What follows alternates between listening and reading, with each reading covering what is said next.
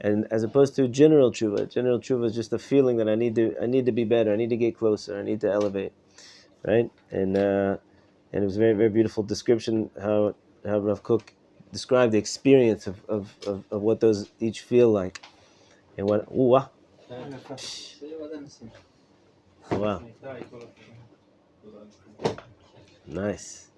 What a beautiful stack of sign. So whoever can tell us what page Perek Dalid starts on.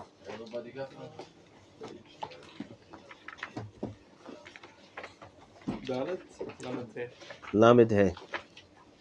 Page Lamed Hey. Yeah, that's it. Yeah. Okay, so in this chapter, this is kind of the Rav Kook that most people are familiar with. That the style that he writes here is very, very poetic, very allegoric, I guess I would say, metaphoric. I don't know if those are words, but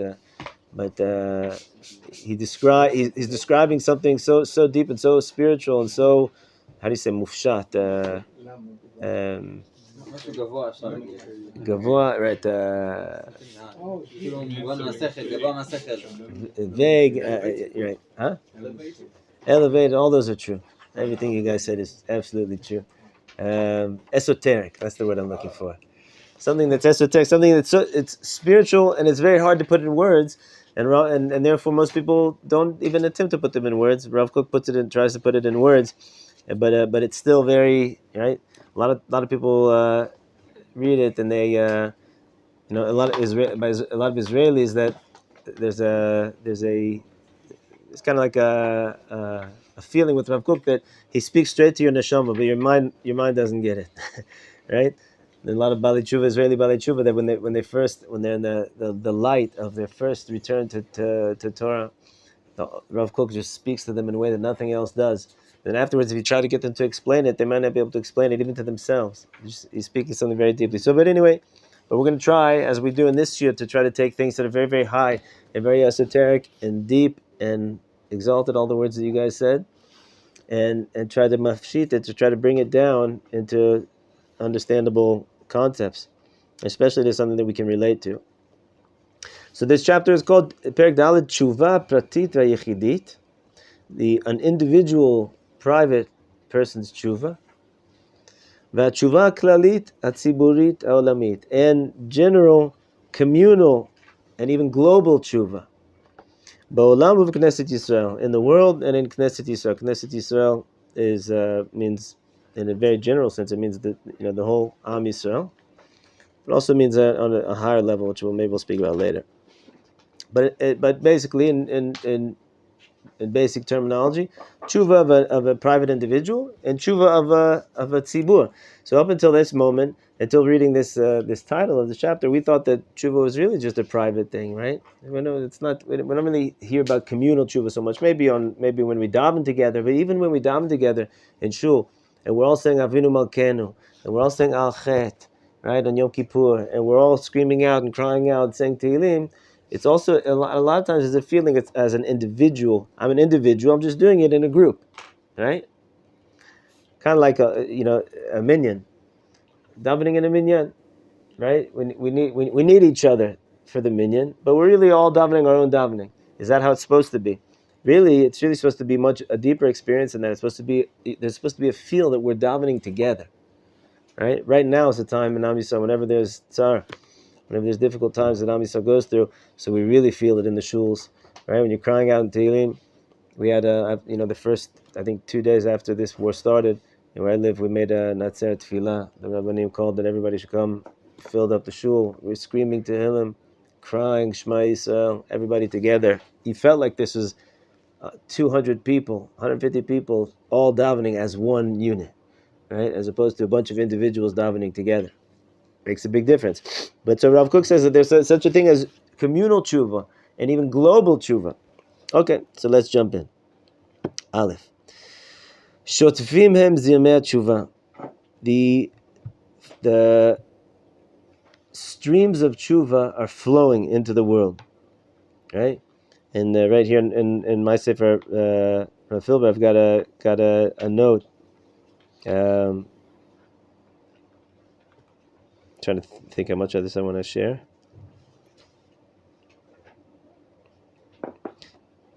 I'll have a note to myself, but I'll mention it in a minute. So the streams of tshuva are flowing. Hapratit v'aklalit, individually, meaning each person has their own individual flow of tshuva, and in general in the world. What does that mean? I always say that there's two yesodot that this entire Sefer is based on. We've spoken about both of them. We'll just mention them again here, and you'll hear me mention them a lot throughout the Sefer, because I really believe that everything in this Sefer is really based on these two principles, and they're apparent in almost all the pieces that Rav Kook writes in Orot HaTeshuva. And those principles are, one is that tshuva kadma leolam. Chazal say that before Hashem created the world, there's certain things that Hashem created before the world, before He created the actual physical world, and then there's things that He created once He created the world. Right? Chazal teach us this. We have different lists, right, in a few different places of when things were created. It's a very interesting question. Why do Chazal think that it's important for us to know that? Right? What things were created in Ben Hashmashot, for instance? There's one mission that says that things were created in the twilight of the first creation, beginning of creation, and as opposed to things that were creating afterwards and things or before, and things that preceded the entire creation, right? So one of the concepts is that things that preceded the creation of the world, when Hashem created those first, there's a few things about that. One is that they're totally built into the world. The world is built on top of them. Those are the foundation of the world. One of those things is tshuva. Hashem created tshuva before He created the world, before He created man. So you say it was fallen from the beginning. We had no chance. If Hashem created tshuva, that means that Hashem didn't really believe that we would be able to be perfect tzaddikim and never sin. Why did Hashem have to create, right, band-aids before there was ever a, right? Yeah. So what Rav Kook teaches in several places, and many of the Sefer talk about, that explain that Chazal, saying that it's built into the world. You're not a failure, the fact that you failed or that you sinned or that you fell in your life. That's part of this world. Just like the sun goes up and comes down, right? The world goes around. The ocean comes in and out, the day, night, breathing. We talked about this last time, right? Our heartbeats, everything is in a state of on, off, or more accurately, active, resting, right? Winter, summer, spring, right? It's built into this world that a person has ups and downs. Tshuva is the kli of constantly replugging yourself in, reconnecting yourself, realigning yourself, readjusting your focus back to the source of HaKadosh Baruch Hu, right? Like I heard a Rav Tal Shlita once say that he gave a funny metaphor about this. It's like a shawarma. You ever go to a shawarma restaurant? You see how the shawarma spins on the thing, right? And here's the fire, and it's always going, right? Why does it have to spin? Is it just to tantalize you? Is it just to tempt you to see the basar? Right? It says no. Each time that it hits the fire, something else happens, right? And then you cut one piece, and now that piece has to hit the fire, right? So he talked about that Machon in a very interesting way. So why do we have to learn things over and over? Because each day a different part of your neshama becomes revealed. But also each part of me has to return to Hashem. Now there's the 30-year-old Micha. Now there's the 31-year-old Micha. This was the yesterday Micha. Now it's today Micha, right? Not the same person. Right, and even if a lot of times a person falls in a way that they feel like, oh, I already conquered that battle. I haven't been angry in 5 years, this angry, and now I got angry and I failed just the way that I was 5 years ago. I thought I conquered my anger, right? So he feels terrible about himself, but it's not really true. So HaKadosh Baruch Hu wants you to now another part of your neshama has to be connected to Hashem. Tshuva is the Shalom. Rabbi, I'm not going to finish it on time. We're just going to keep on learning today. It's just we can't stop. So get mad if it's a ma'ala. 5 years. Yeah, for sure. But let's say it's 5 minutes, whatever it is. Him in regard to himself, the point is that tshuva is built into the world to help you, no matter what situation you're in. There's always a way back to HaKadosh Baruch Hu. It's built into the fabric of the world. right? And there's also something else about that which which we'll speak a little bit later, right? But Rav Kook the whole Sefer is built on this foundation that tshuva is built into the world. And the second principle that this whole Sefer is built on is what you guys have heard me say a few times, that Hashem sins. He sins. He flows. He streams tshuva into us. He calls us back to him. The Mishnah says that a voice comes out of Mount Sinai every day, calling us back to Hashem. And the way we experience that on an experiential level is thoughts of tshuva, hihure tshuva, right? I want to be better. Where does that come from? That comes from Hashem. Hashem's calling you back. This magnetic force inside of our soul that's pulling us back to Hashem, right? That's called right. It's built into the world. Hashem's calling us back. So there's a communication. It's not just you just woke up one day and decided you want to be a good Jew. Hashem called out to you and said, "My kinder, come to me." Right? He's calling us back to him all the time. So this is the principle that Rav Kook is talking about. So those two principles, this entire Sefer is built on those two principles. Right? She's explaining it so deeply. So now let's again see what Rav Kook said here. The streams of tshuva on an individual level and on a global level are flowing into the world. Right? How are they flowing? Thoughts, the movement of the world, the things that are happening in the world are constantly pushing for it. Dimyonam, Rav Kook gives it a metaphor. He says what are they can be likened to? What are they similar to? Like the waves of fire, of flames on the sun. He says that these, right? If the sun, when we don't look at the sun, but at sunset it looks so peaceful and calm. It's just this ball of light, right? But if we all know that if we would be closer to the surface of the sun, you'd see it looks like a violent fight of flames jumping, right? Jumping and coming back, right? Constantly the sun is just sending out this unbelievable mass of energy and of light, shooting it out again, never ending, right?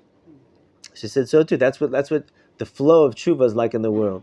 It's alive, it's fiery, it's sending light into this world constantly. And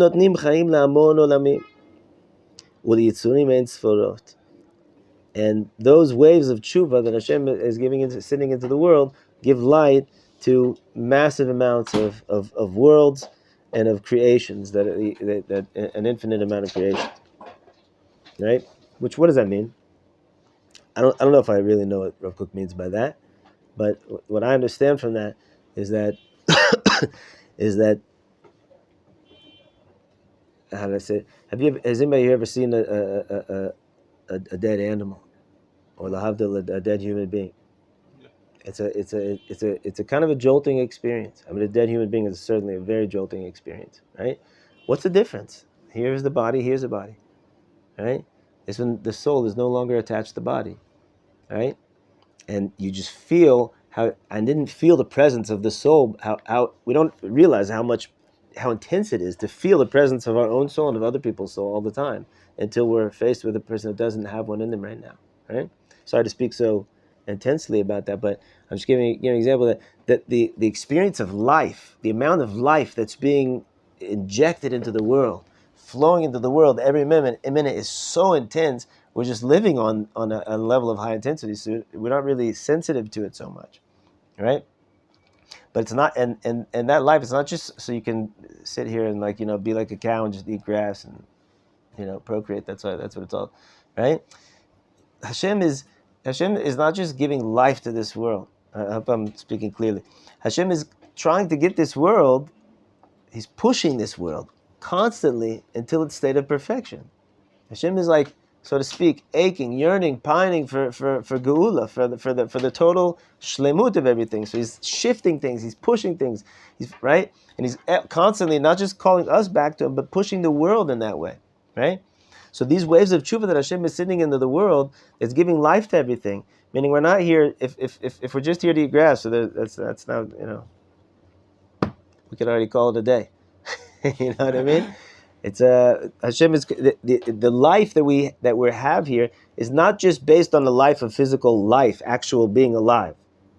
right? It's a lot that the livelihood, the chiyus that we have in this world is because we're on this path towards perfection. That makes sense? If the world does, if everybody decided, you know what, let's all stop trying to be better and making the world better. If the whole world agreed, like, can you imagine? Right? Everything, almost all of human activity is to try to better something. Everybody in their own way. Some people are making things a lot worse, right? But everybody has an idea. I'm trying to make things better, trying to, right? Whether it's on a personal level, whether it's on a physical level, right? Technology, all this stuff is all included in that, right? So, and all that comes from, where's that motivation? Where's that drive from? A cow is not interested in making the world a better place, right? At least the cows that I'm familiar with in Texas, giraffes, they're not trying to make the world a better place. I love when Disney makes these cartoons and these animals. They're so like moral, and so I don't know how moral the lion is when they're tearing apart a zebra. There's no vegetarianism among the predatory animals. Like no lion decided. You know what? I think it's a more moral way to be. Panda bears. Huh? Panda bears could be both, but mostly vegetarian. But if there's no vegetarian food, no baboons, then they catch rats and bugs. So they're utilitarian. In Hebrew you call that mashabalayad. Whatever I have access to, that's what I'm going to eat. Right. Also in Israel, Israelis were vegetarians in the 1950s because there wasn't any meat to go around here. Right. They barely had any chicken. And they got to longer life even. Right. So, but I'm saying, where does that thought of human being? I'm going to be vegetarian because there's a value in that. I'm going to overcome my nature to try to do something. Right. Where's that motivation? And that's just one tiny example. There's a million examples. All of human life is like this, right? Where does that motivation, that burning motivation, come from? HaKadosh Baruch Hu. He's sending waves of tshuva. They're flowing. Now, this is now Rav Kook says how fast these things are coming. En koach liklot et ha'amon harav shel hatzvaim harabim. It's impossible for us to really absorb or to understand or to grasp all the massive amounts of hues, of colors, of different kinds of tshuva that are flowing into the world, that are coming from this huge sun of tshuva, which is bringing light to the entire world. Shemesh HaTeshuva, the sun of tshuva. Why are we not able to? Because the speed that they're coming, it's more than the speed of light, right? And the massive amounts of tshuva, Hashem is right.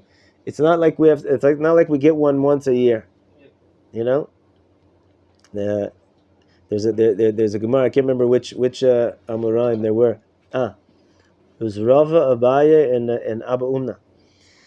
It says in the Gemara that forgive me if I get them backwards, Rava and Avaya, but I think it says Rava used to hear every Erev Yom Kippur that Hashem would say to him, Rava Shalom Aleichem.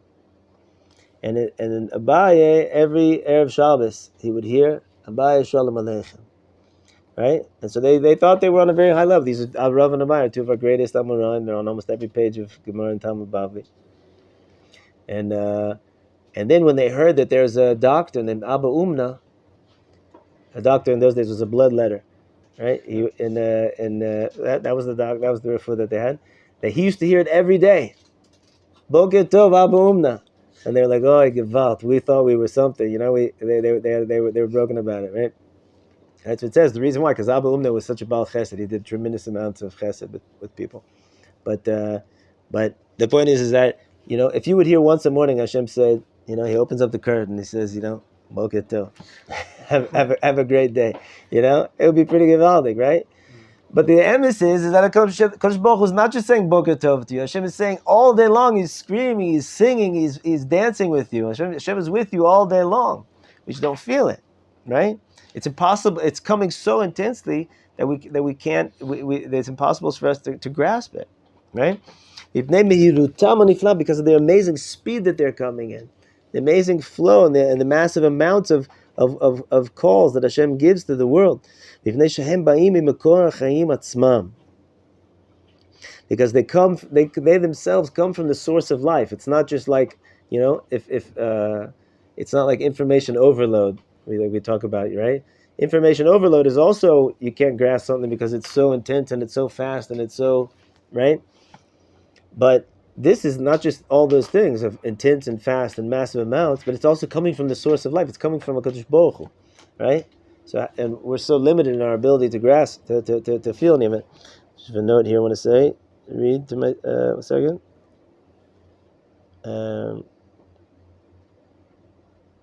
Right here. But Batzmam, they're coming themselves from the source of life, from Hashem. Shazman ba'atzmo urak echad me'atavniyot ha'metzumtzamot shelo.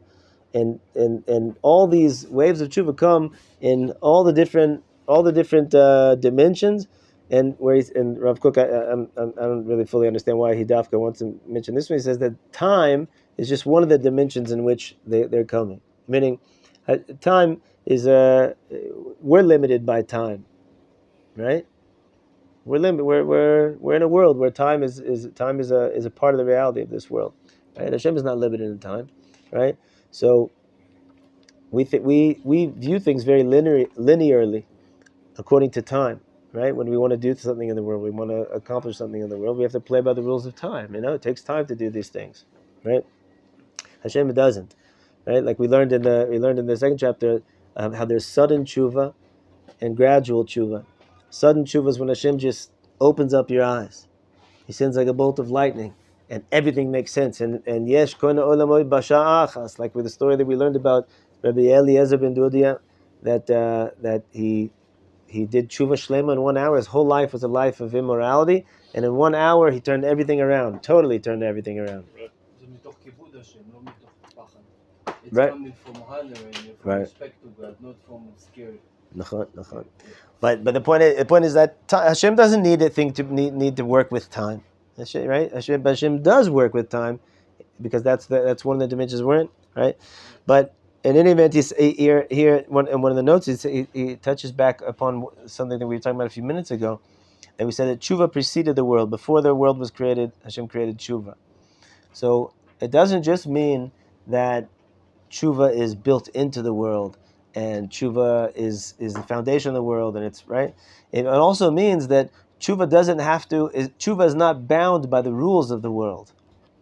Anything that was created within the 6 days of creation is bound by, so to speak, by the laws of nature. Right? It's part of the world. But something that was created before the world is not part of the world. Therefore, it's not bound by the rules, right? That's why tshuva works. You know why people don't believe in tshuva? It's very simple why people don't believe in tshuva. What are you talking about? He's crazy. Tshuva's crazy. 20 years you did one thing and now you decided you want to be a good person? Well, what about the 20 years of bad stuff that you did? It's a little fair. You guys know what that means, right? It's not fair. Right? You did all these things, and now just because you woke up and you decided now you're going to be totally clean? No.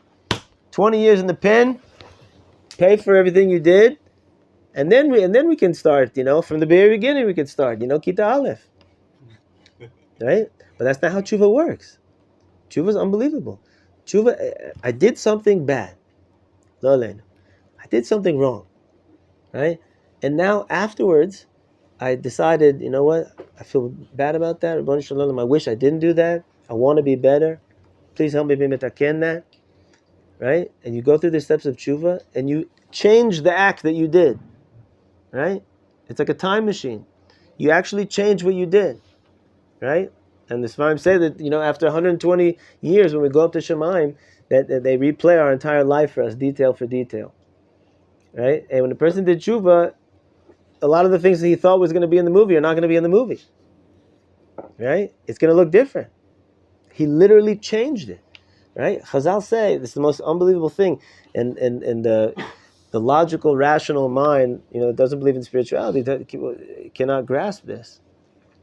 Is that, and when a person does tshuva from a place of love, from kavod, like you said, not from pachad, from a place of loving God, his intentional sins, he knew that he was sinning before, and he did 15 years of sinning, and intentionally. They become merits for him. It's as if they turn into mitzvot. Can anybody please explain that to me? All the things that go down goes up. But it doesn't make any sense how that should work. God is God is great. God knows what's up. Right. That's the I don't know. right. That's the point. Since tshuva preceded the world, it doesn't have to play by the rules of the world. In the physical world, it's true. We can't, on a physical level, you can't just fix things like that, right? It takes a while to fix things, right?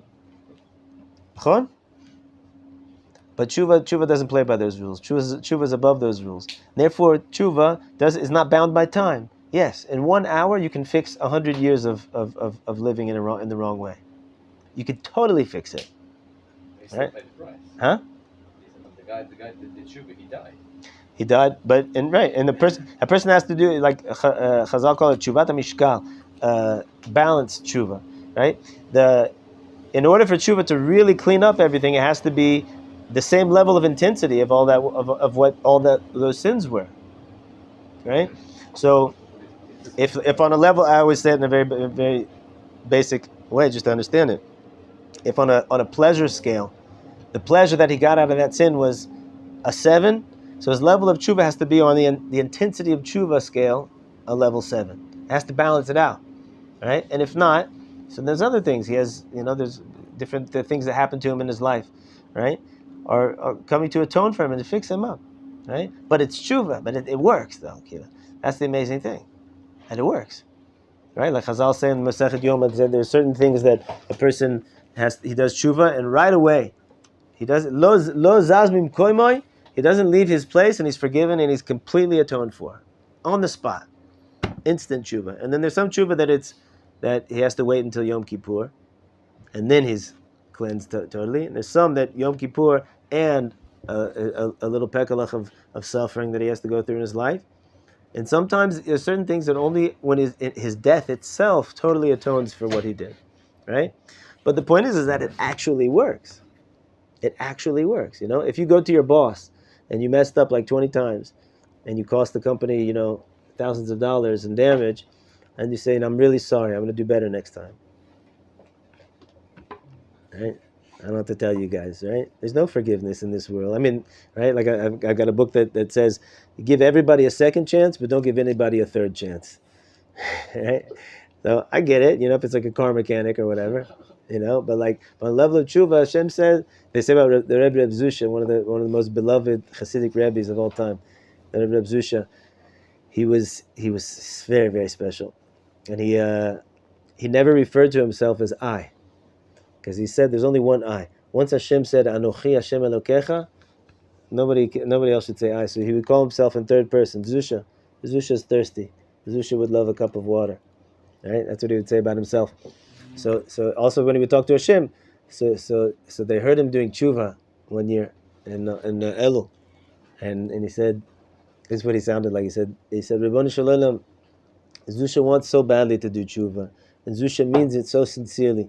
And he wants to do tshuva, legamre, and Zusha knows Rabbanu Shalom that he said it also last year that he's going to be better, and and he wasn't better. He said, but this time Zusha really means it. That's what he used to say. This time really means it. So, if a person messes you over 1 time, 2 times, 3 times, and then he says, you loaned him 10,000 shekels, and he didn't pay you back. 2nd time, 3rd time, and he comes, can I please borrow another 10,000 shekels? Right? This time I'm really sorry. I'm really going to pay you back. You're going to be extra careful. Maybe you're going to loan him, maybe not. Rabbi Shalom says, however many times, right? Tshuva doesn't make sense. It's primordial. It preceded the world, right? Back into Rav Kook, he says, "Aneshama yechida aychidit v'tziburit." The individual soul and the communal soul. We have a communal soul. Am Yisrael has one soul, right? And on a certain level, the entire world has a certain soul. This is how Rav Kook says the individual soul, the tziburit, the communal soul, ha'olamit, the world soul, the global soul, the ol me'olamit, and the soul of all the worlds, meaning the entire creation really has one soul in in a certain sense. So all these levels of soul, meaning all creation, the essence of all creations, kileviyah nora'az, are like an awesome lioness. So'eket b'chavaleh, And she's screaming. Why the lioness and not lion? Because she's screaming, she's crying out in her chavaleh, in her birth pangs. Right? It's amazing imagery that Rav Kook uses. Right? L'tikun gamur, for complete tikkun, for complete rectification, shlemut, right? Reaching completion. L'mitziut ideali, the soul of all of us and the soul of the entire world is crying out for the ultimate, the ideal reality, right? When Karl Marx came up with communism, when all the different people in the world come up with all their isms and their different ideas how they're going to make the world better, right? And God bless them. Everybody's trying their part. Some of them, not everybody. Some people are making things really bad, but a lot of people they're really trying. That if we only do it like this, if we only do it like that. You know, when I was in college, when I went to college, I was a little bit naive, probably very naive, but definitely about this point that I'm going to share with you is I studied history, and one of the reasons why I studied history is because I really wanted to make the world better. That was my goal. I'm not going so I can learn, if I wanted to make money, I'd go to medical school or law school or whatever. History, you're not going to make a lot of money in history, right? I was going because I wanted to make the world better. So why history? So I said, because we have to learn all the mistakes that we made in order to not keep on making those same mistakes. And then we can figure out how we're going to do this thing and make it actually better. Right? When I got to college, all they were interested was, this battle took place on this day and this battle on this place, right? They weren't really interested in making the world better in history, right? But the point is that there's something inbuilt, and this is the nekuda. There's something inbuilt in every single neshama that is crying out, not just, and also in the global and the universal neshama that's crying out for geula, crying out for the ideal existence, right? In Buddhism, they talk about nirvana, right? All the different, every system has their, right? What's that shlemut? What does it look like? Can we get there? What can we do? How can we make things better as an individual? Right? And so, and it's crying out like a lioness, right? Who's giving birth.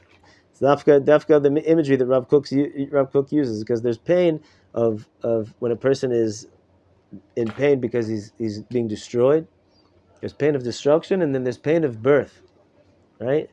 And if Rav Kook, someone asked Rav Kook once. The Jews of the Jews of Israel are suffering so much. They suffer with their neighbors, the Arabs over here, and It's galut. If you take the word galut and you put it the word aleph, it's geula. Geula, right? So he said, what's the difference over in Europe? Galut. We also have pogroms. We thought you come to Eretz Yisrael, and it's going to be the beginning of the Geula, but like it's really the same existence over here, same pain. So Rav Kook answered. He said, if you go into a hospital, and sometimes you have in one room, you hear screaming coming from two rooms, right? In this room, it's the screams, it's the pangs of death, and this one, it's the pangs of birth, right? At that moment, it sounds the exact same. If you take a snapshot in time, yeah, it looks like in Eretz Yisrael, the suffering is really the same suffering, right? That we've had, right? But it's not. It's not. Right? These are the pangs of birth, right? So, but if you just listen to the screaming of a lioness when she's giving birth, at that moment, it sounds pretty painful, probably, right?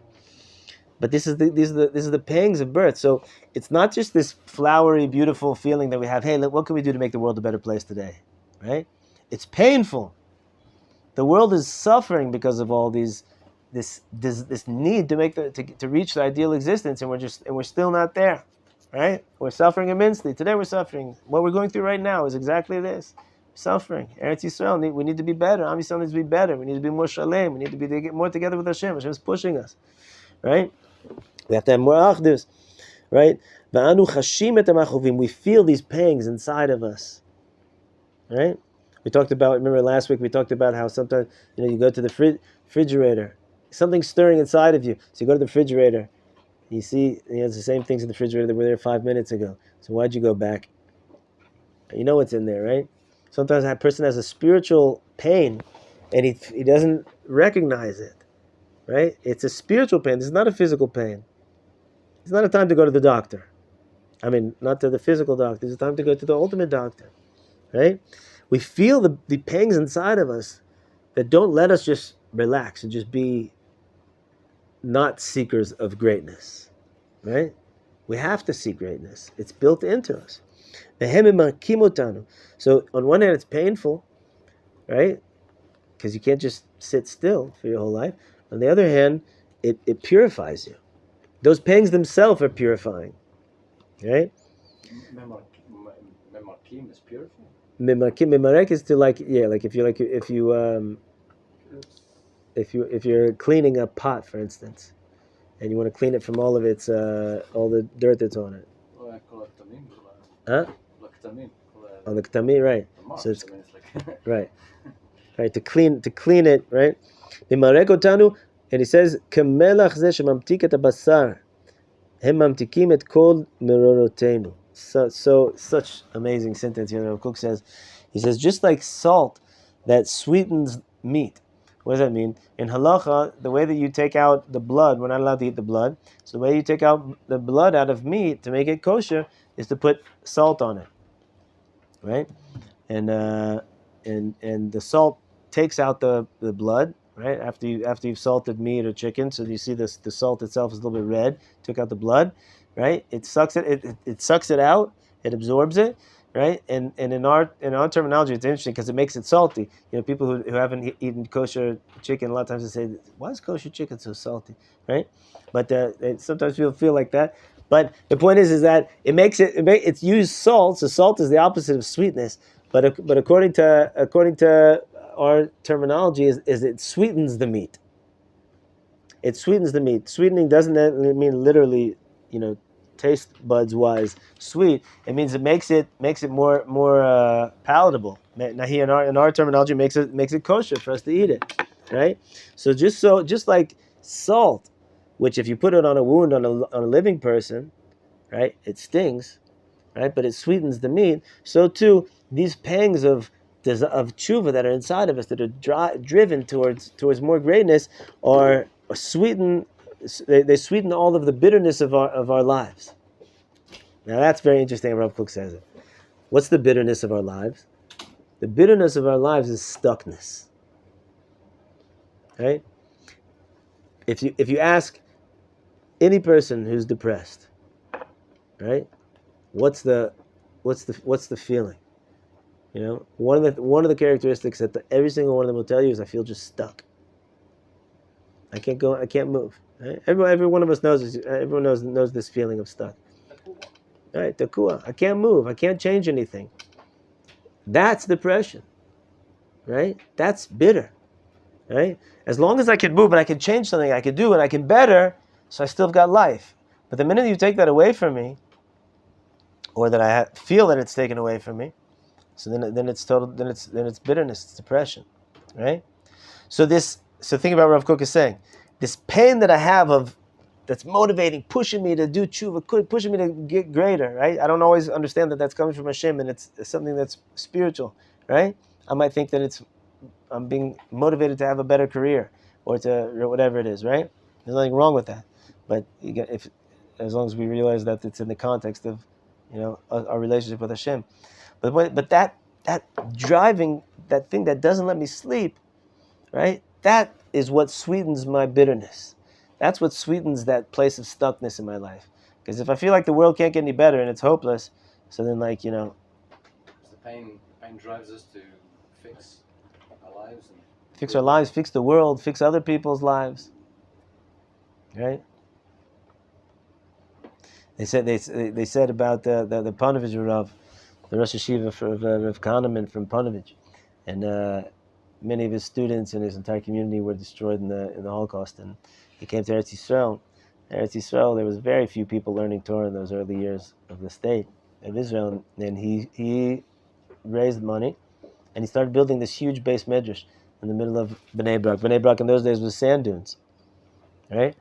And he started to build this huge building, and people used to tell him, but I thought he was crazy. Like, there's no way you're going to fill up this baby. You're building this huge shul, right? You got like 15 students, and they told him, they called him the Bala Chaloimus, the dreamer, And so somebody actually told him, "You're a dreamer," and he said, "It's true. I'm a big dreamer."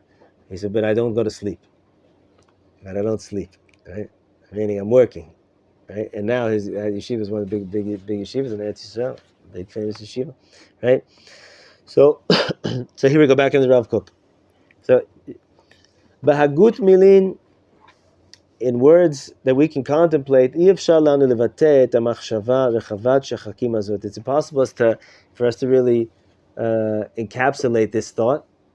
Rav Kook says, which is as broad as the sky, right? Meaning this concept that Hashem is flowing tshuva into the world, He's streaming into our veins, into our neshamas, into everybody's neshama, into everybody in the world, right?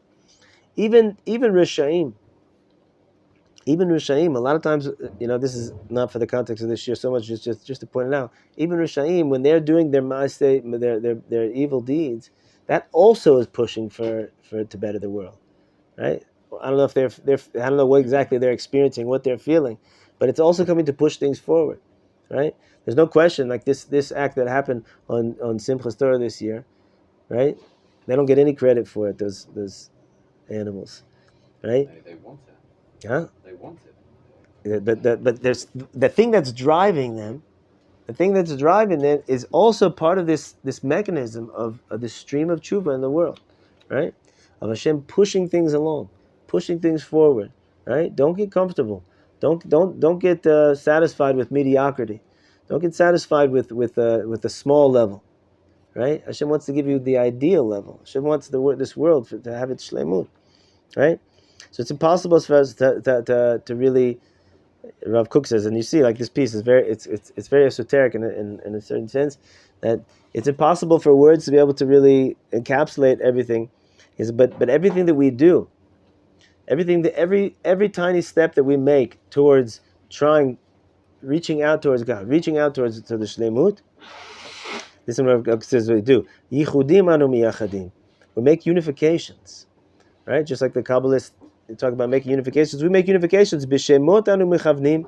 We say names of God when we daven. Baruch atah Hashem, Elokeinu melech haolam. Nekuda, one vowel. Shamayim va'aretz chadashim u'bloeim atzurim sham. An entire world, heaven and earth, are all in one word. Ot olamim mitgalim. One letter, worlds are revealed. Tevot, words. Ot is a letter. Tevot, words. Rivavot olmei ad v'hamon yitzurim, and a tremendous amount of worlds and creations. Shalev ve'alez, which are tranquil and joyful. Malech edvat el elim, which are filled with the joy of God. Malech shalom ve'emet, filled with peace and with truth. Ve'aneshama olechet u'mitakenet, and the soul goes and is fixed and is completed. Right. So sometimes Rav Kook goes on these beauty rants.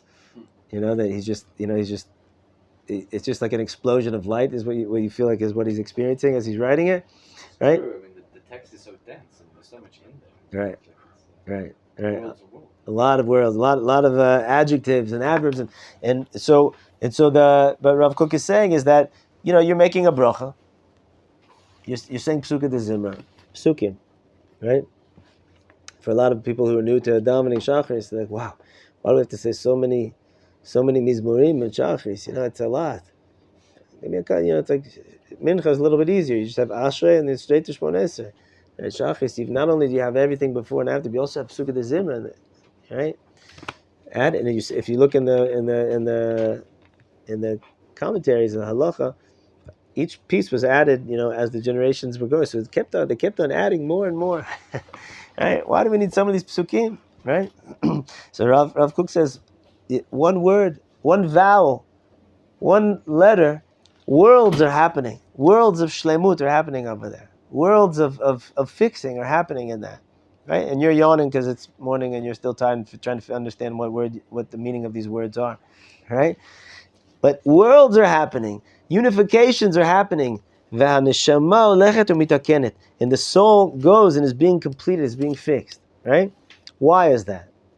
Maybe if I'm a big Torah scholar and I know exactly what the meaning of all these words are and I understand very beautifully, right, the depth of what I'm saying, then I could understand maybe. But that's not what Rav Kook is saying. Here I am. I don't understand anything I'm saying, but I'm saying these words. Why am I saying these words? One reason. Ribono Shel Olam, I want to be close with you. I want to be close with you. Right? When I go home tonight after my day's work, right? I'm gonna hopefully have some time with my children. Let me play with you Lego. Right? Do I get the enjoyment out of Lego? I don't get the enjoyment out of Lego. I don't play Lego on my own time. Right? But so I can be together with you. Ribono Shel Olam, I don't know what these words mean. B'ezrat Hashem, one day I'll know what all these words mean, and I'm going to feel them, and I'll have the kavanah. Right now, I don't really know the word. I want to be close with you. I want the world to be better. This is going to help the whole inyan of Mashiach and Geula. I want it. I'll say these words. I don't understand what I'm saying. Right? Those words, those letters, those vowels are unifications of Hashem's name in this world. Unifying the creation. We have a chova to understand this word. We have a chovah, but it takes a while. And even like just Shema. And even Israelis that understand that if they would go slow, they would understand the words. But a lot of times people say tefillah without even knowing what they're not even there, without even thinking what they're saying, right? So, but the point is that even then, that's so beautiful and so precious, right? Person puts on tefillin, he has no idea what he's doing. He's shaking. A friend of mine asked our rabbi once. He said, "What's my kavanah supposed to be when I'm shaking the lulav?" It's just so weird and foreign to me. Alright, so then when you're saying Ana Hashem, but when you're just shaking it, what am I thinking? What's my kavanah? So he said, I'll tell you what my kavanah is. He says, Ribono Shel Olam, I have no idea what I'm doing, but I hope I'm giving you nachas. I just want to, this is your mitzvah. This is what the tzaddikim told us to do.